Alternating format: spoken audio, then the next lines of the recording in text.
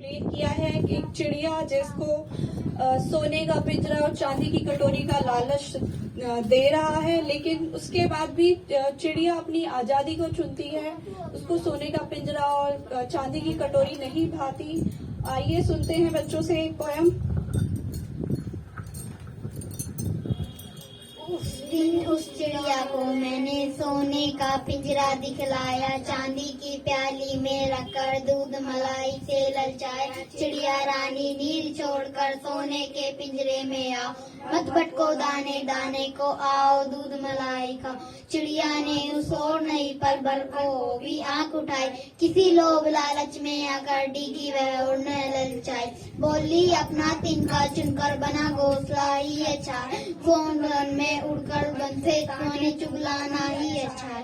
सोना चांदी तुम्हें मुबारक, मुझे डाल पर सुख पाने दो, आजादी सोने से अच्छी मस्त होकर गाने दो। Would like to invite Garima, Anvi, Mansi and Gungun from class 4th.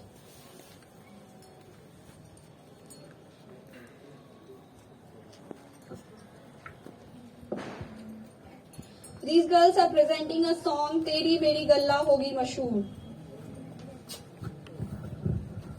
तेरी मेरी गल्ला होगी मशहूर, करना कभी तुम मुझे नजर से दूर। कितने चलिए तू कितने चलिए तू कितने चलिए, जानता है दलिए तू जानती है तू, तेरे बिना मैं न रहूं तेरे बिना तू। कितने चलिए तू कितने चलिए तू कितने चलिए, काटू कैसे राता मेरी सावरे, जिया नहीं जाता सोन सवारे। के राता रमिया रमिया रे, कटे तेरे संगिया संगिया रे। के राता रमिया रमिया रे, कटे तेरे संगिया संगिया रे। Thank you. Presenting a poem, जय जय भारत जननी। I am Aditya. My name is Aditya Prakash. I read in class 4. जय जय भारत जननी वंद तुम्ही सरकारों माँ, ऊंच हिमालय सर्वमुख दावरी कृष्णा कावेरी भी प्यार लुटाती है विरल। सागर चरण पकड़ सागर गुण गाता गाया यह स्वीकारो माँ, जय जय भारत जननी। बोली म्याऊं म्याऊं। My name is Devraj. बिल्ली बोली म्याऊं म्याऊं, चूहा बोला जाऊं जाऊं, बिल्ली बोली अभी न जा ले मुझसे टॉफी तो का। चूहा बोला माफ करो पहले दिल को साफ करो, टॉफी दे बैक आओगी फिर मुझको खा जाओगी। Thank you. My name is Devraj. She'll be delivering a speech on Mahatma Gautam Buddha. My name is Anjal. I study 6. Mahatma Gautam Buddha. मेरा टॉपिक है महात्मा गौतम बुद्ध। महात्मा गौतम बुद्ध का जन्म लुम्बानी के एक शाही परिवार में हुआ था। उनका नाम सिद्धार्थ गौतम था। उनकी माता का नाम महामाया था। उनकी माता की मृत्यु इनके जन्म के समय ही हो गई थी। कम उम्र से ही उनका झुकाव ध्यान और अध्यात्म की ओर था। लुम्बिनी के शासक उनके पिता को पता था कि वह किसी दिन सच्चाई की तलाश में अपने परिवार को पीछे छोड़ देंगे। उन्होंने सिद्धार्थ को हमेशा महल के अंदर रखा ताकि उन्हें दुनिया की सारी बुरी बातों के सिद्धार्थ को बचाया जा सके। सुशील पत्नी और बेटे के साथ सुख परिवार में रहने के बाद भी उन्होंने जीवन की सच्चाई की तलाश में अपने शाही राज्य छोड़ दिए। मौजूद ज्ञान से कोई भी उनकी जिज्ञासा और संतुष्ट नहीं कर पा रहा था। इसके बाद उन्होंने बोध गया के एक पीपल के पेड़ के नीचे आत्मज्ञान प्राप्त किया। उन्होंने नैतिक 8वां मार्ग का वर्णन किया, जिसका दुख और बुराई से मुक्ति पाने के लिए सभी को अनुकरण करना चाहिए। 483 ईसा पूर्व में उनकी मृत्यु हो गई, लेकिन उनकी शिक्षा का आज भी प्रसार है। वह उनके बनाए गए बौद्ध धर्म को लोग को अहिंसा और शोध सिखाते हैं। Thank you.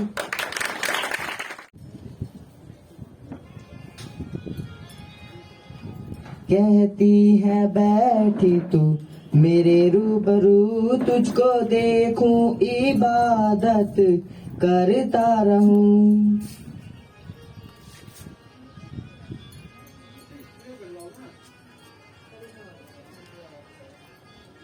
ओ आंखें कहती है बैठी तू मेरे रूबरू, तुझको देखूं इबादत करता रहूं। तेरे सजदों में धड़के दिल ये मेरा, मेरी सांसों में चलता है बस एक तू। इश्क दा रंग तेरे मुखड़े ते छाया, जदों दा मैं तके आए चैन नहीं आया। किन्ना सोना तेनू रब ने बनाया, किन्ना सोना तेनू रब ने बनाया। जी कर वेखदा रवां, किन्ना सोना तेनू रब ने बनाया। Thank you. Is going to deliver an essay on mother. My name is Harshit. I read in class 6. मेरा टॉपिक है माँ पर निबंध। माँ वह है जो हमें जन्म देने के साथ ही हमारा लालन पालन भी करती है। माँ के इस रिश्ते को दुनिया में सबसे ज्यादा सम्मान दिया जाता है। एक माँ दुनिया भर के कष्ट सहकर भी अपनी संतान को सुख सुविधाएं भी देना चाहती है। उन्होंने मुझे ईमानदारी और मेहनत जैसी महत्वपूर्ण बातें दी हैं। Vanshpal is delivering a speech on Dr. B.R. Ambedkar. My name is Vanshpal और मैं आज आप दोस्तों के सामने पेश करना चाहता हूँ डॉक्टर B.R. अम्बेडकर की थोड़े से हसीन लम्हे। मध्य प्रदेश के एक छोटे से गांव में 14 अप्रैल 1881 में जन्मे भीमराव अम्बेडकर रामजी, मालोजी, सकपाल और भीमाबाई के बेटे थे। चूंकि उनके माता पिता दलित थे, इसलिए उन्हें बराबर के मौके नहीं दिए गए। अपने पढ़ाई के वर्षों के दौरान वह कई चुनौतियों, सामाजिक भेदभाव का सामना करना पड़ा। शिक्षक व अन्य छात्रों ने भीमराव अम्बेडकर के साथ हिंसा का व्यवहार किया। इसके बावजूद वह निराश नहीं हुए। वह पढ़ाई में असाधारण थे। उन्होंने बॉम्बे यूनिवर्सिटी में दाखिला लिया। इसके अलावा उन्होंने अमेरिका की कोलंबिया यूनिवर्सिटी में दाखिला लिया। यूनिवर्सिटी से इकोनॉमिक्स और पॉलिटिक्स साइंस में PhD की उपाधि प्राप्त की। अमेरिका से लौटने के बाद उन्होंने भारत के संविधान का मसौदा तैयार करने के लिए समिति का नेतृत्व किया और संपूर्ण संविधान की रचना की। जब भी हम अपने भारतीय संविधान के बारे में सोचते हैं तो हमें डॉक्टर B.R. अम्बेडकर की याद आती है। वह भारतीय संविधान के जनक के रूप में लोकप्रिय हैं। उन्होंने भारत की आजादी के बाद पहले कानून मंत्री का पद धारण किया। उन्होंने साथ देशवासी प्यार से उन्हें बाबा कहते थे, क्योंकि वह उनके लिए एक पिता की तरह थे। उन्होंने निम्न व पिछड़ी जातियों के मौलिक आधार के लिए लड़ाई लड़ी और उनके उत्थान की स्थापना की। उन्होंने शिक्षा को बढ़ावा दिया और अछूतों को मंदिर में प्रवेश के लिए समानता प्राप्त करने के लिए संघर्ष किया। उन्होंने लैंगिक असमानता को मिटाने की पुरजोर कोशिश की। उनके अतुल्य योगदान के लिए 1990 में उन्हें भारत रत्न से नवाजा गया। धन्यवाद। My name is Khushi. I study in class 9th. लाजवाब लाइन। एक दिन एक इंसान ने कोयल से कहा, अगर तू काली ना होती तो कितना अच्छा होता। कोयल ने कहा कि फिर उसने सागर से कहा कि अगर जो तू तेरा पानी खारा ना होता तो कितना अच्छा होता। गुलाब से कहा कि अगर तुझमें कांटे ना होते तो कितना अच्छा होता। तीनों ने एक साथ जवाब दिया, हे इंसान, अगर तुझमें कमियां निकालने की आदत ना होती तो तू कितना अच्छा होता। परमात्मा, मेरा टॉपिक है परमात्मा। परमात्मा शब्द नहीं जो तुम्हें किताब से मिलेगा। परमात्मा शब्द नहीं जो तुम्हें किताब से मिलेगा। परमात्मा मूर्ति नहीं जो तुम्हें मंदिर से मिलेगी। परमात्मा तुम हो, खुद हो, जीवन है। परमात्मा तुम्हें अपने भीतर से मिलेगा। Thank you. She'll be delivering a speech on Constitution of India. Over to you. Good evening to all are present here. I am Dolly from class 9. Today my topic is speech is Constitution of India. The Constitution of India is so known as Bharatiya Samvidhan. India, also called Bharat, is a sovereign, socialist, secular, democratic republic. The country is governed by the Constitution of India, which was put together by the Constitution Assembly. The Constitution of Assembly was adopted on 26 November 1949. It officially come into effect from 26 January 1950. We celebrate our Republic Day on 26 January every year to commemorate the adaptation of the Constitution of India. 26 November is celebrated as the National Constitution Day. The National Constitution of India is the largest constitution ever to be written by any country in the world. It is influenced by the other constitution of the other countries like the French Constitution and the Constitution of Japan, etc. Dr. Bhimrao Ambedkar is the chairman of the Constitution Assembly. He played a significant role in the drafting of the Constitution of India. Previously, it was known as Law Day. The continuance of India stand for the supreme law of the country. Thank you. Janvi from class 8. She'll be delivering a speech on pollution caused due to crackers. पटाखों से होने वाला प्रदूषण. I am Janvi from class 8. I would like to speak on the pollution caused by firecrackers.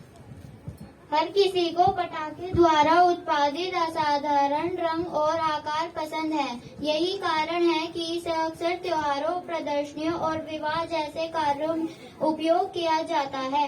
हालांकि आतिशबाजी वायु और आवाज प्रदूषण भी बढ़ता है, जो हमारे लिए बहुत खतरनाक हो सकता है। इस निबंध में फायर क्रैकर्स और आतिशबाजी के प्रदूषण के बारे में बताया गया है, जो आपकी परीक्षा और स्कूल में आपकी मदद करे। पटाखों में antimony, barium nitrate, aluminium, strontium, sulphur, lithium और पोटेशियम जैसे विनाशकारी तत्व मौजूद होते हैं, जो हमारे जीवन के लिए बहुत ज्यादा हानिकारक होते हैं। जब ये आतिशबाजी चल रही होती है तो कई प्रकार के रसायन हवा में मिलते हैं और वायु गुणवत्ता और नुकसान पहुंचाते हैं। चूंकि दिवाली महोत्सव अक्टूबर या नवंबर में आता है, उस समय भारत के शहरों में एक धुंध का मौसम होता है और यह पटाखे से बाहर निकलने वाला धूम्रपान के साथ काम करने के लिए प्रदूषण का स्तर बढ़ाता है, जिससे बच्चे अधिक से अधिक हानिकारक प्रभाव में प्रभावित होते हैं। लेकिन पटाखों से बाहर आने वाले रसायन सभी के लिए खतरनाक हैं और अल्जाइमर और फेफड़े कैंसर जैसी गंभीर बीमारियों का कारण बन सकते हैं। Thank you. You presenting a poem अगर न होता चांद रात में.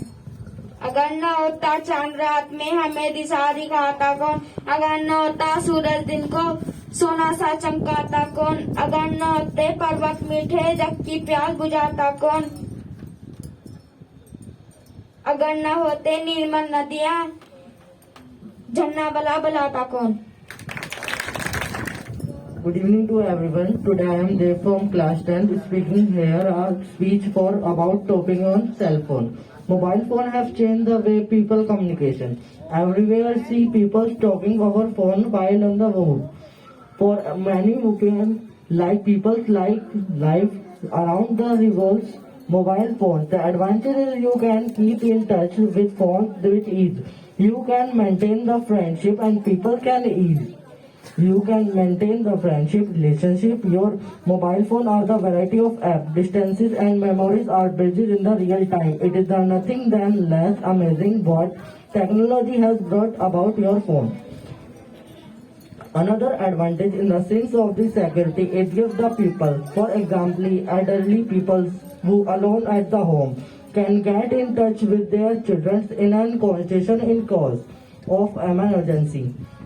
Mothers can keep in constant touch with daughter while travel alone, or even if vehicle gets purchased on the road or meet with an accident. You can call from help right from there. This advantage cannot be looked over. Third advantage is that the most mobile phones give access into the wide web, and the information super highly knowledge is just a search way.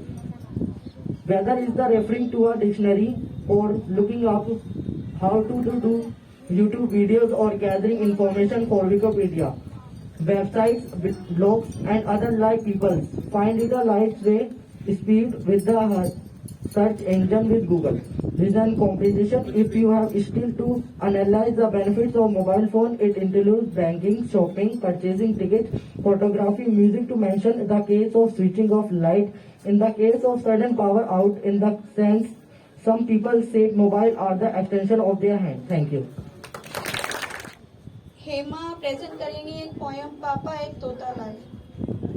पापा एक तोता लाए सुबह शाम वह शोर मचाए खूब बदबू वह बचाए ठंडा गरम सब जन अंदर बाहर ऊपर नीचे भागे सबके पीछे पीछे गीले से घबराता है सूखे में सो जाता है नाम लेकर मुझे बुलाओ जो मैं बोलूँ वही दोहराओ घर का वह रखता ख्याल रोज पूछता सबका हाल. साफ सफाई हमारे जीवन में इतना ही आवश्यक है जितना कि हवा पानी और रहने के लिए घर. साफ सफाई नियमित रूप से करने से कई बीमारियां हमसे दूर रहती हैं. हम सुबह जल्दी उठकर अपने दांत चेहरे हाथ तथा पैर को साफ करना चाहिए.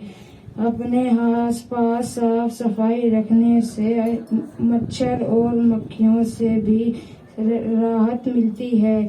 साफ सफाई एक स्वस्थ जीवन के लिए अत्यंत आवश्यक होता है. Thank you.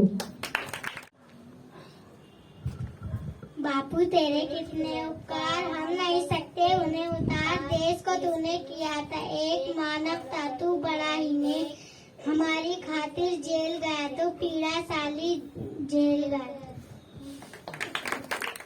My name is Priyanka class 6. तोता हूँ हरे रंग का होता हूँ चोंच मेरी लाल है सुंदर सुंदर चाल बागों में मैं जाता हूँ मीठे फल खाता हूँ देख देख मालिक के बेटे आते मैं पत्तों में छुप जाता हूँ. Thank you. My name is Anjala. I study class 6. रेशम जैसी हस्ती खिलती नभ से लाई एक किरण आंचल भरकर मीठी मीठी खुशियाँ लाई एक किरण पड़ी और उसकी थी कुछ बूंदे झिलमिल झिलमिल पत्तों पर उनमें जाकर दिया जलाकर जो मुस्काई एक किरण.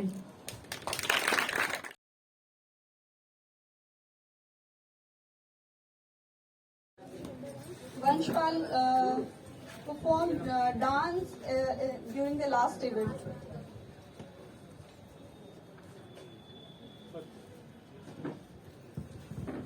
Thank you, Vanshpal. Dhairya.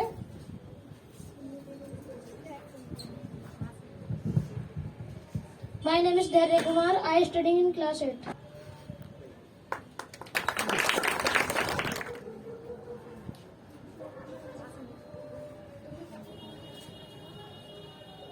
Poem and dance.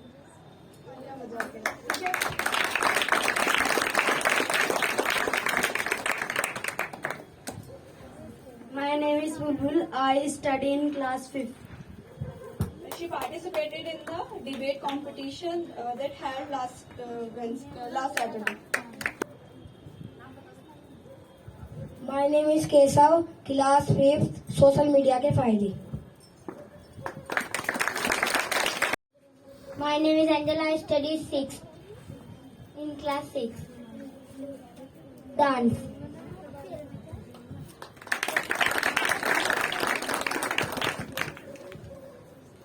My name is Shivam Kumar. I study in class 10th। मैंने लास्ट वीक ग्लोबल वार्मिंग पर स्पीच दी थी।